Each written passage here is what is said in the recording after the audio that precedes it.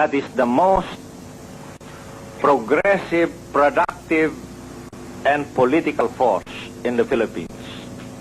It is true that a minority class, especially only the party which represents it, cannot win the Philippine Revolution all by itself. At any rate, even while there are the forces of armed revolution, there are the legal democratic forces in the Philippines. The biggest of these is Bagong Alyansang Makabayan, or Bayan in short. It has a membership of more than 2 million members in more than 1,000 member organizations. Its biggest component organizations are Kilusang Mayo Uno, which is the labor center, the Pambansang Kilusang Magbubukid, which is the Kilusang Magbubukid ng Pilipinas, or KMP, Gabriela, the Women's Alliance, League of Filipino Students, Alliance of Concerned Teachers, Cadena, and so on. As I have earlier pointed out, Partido ng Bayan, founded last August 30 and 31, was an outgrowth of Bayan, the big coalition. It started with 50,000 charter members, and as of November 22 last year, its membership rose to more than 500,000. This is not an insignificant party if we compare it with PDP Laban, which is the favorite party of Mrs. Aquino.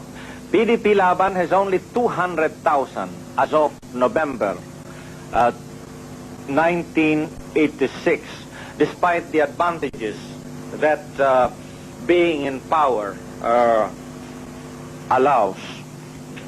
In the face of terror tactics and other special measures being taken against Partido ng Bayan, should it withdraw from the arena of electoral and other legal struggles?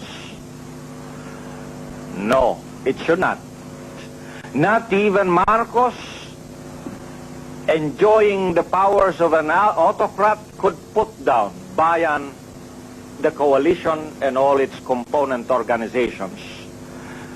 As Marcos tried to put them down, they only became stronger in the course of struggle.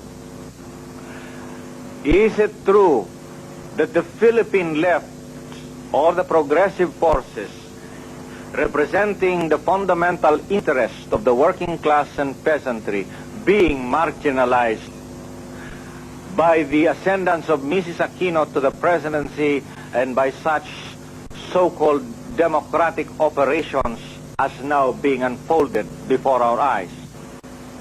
If you recall, Marcos, while he was still being referred to as a champion of democracy and as an effective anti-communist fighter, he was being lauded by the United States for his citizens' assemblies, referenda, and elections. But those voting exercises did not prevent all forms of organization and all forms of struggle taking the line of national democracy. If we recall Nguyen Van Thieu, he used to hold voting exercises and he won sizable votes, but soon afterwards his government would be put out by what was then a people's revolutionary government developing in the countryside.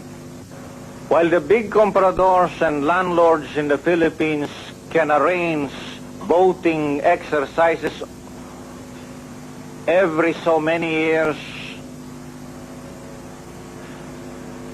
the People's Revolutionary Forces are doing their political work daily and are building organs of people's self-government in the countryside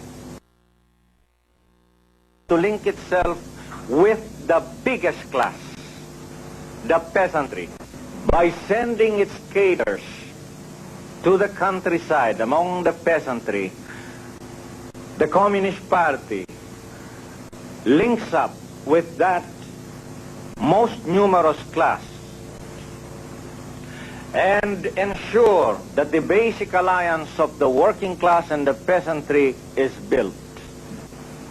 So, the basic alliance of the working people links itself with the urban petty bourgeoisie, consisting of the small traders and entrepreneurs and the general run of professionals and highly skilled technicians. These three social forces together compose the basic forces of the Philippine Revolution. Further on, these basic forces of the revolution link up with the middle bourgeoisie to make what is called the National United Front.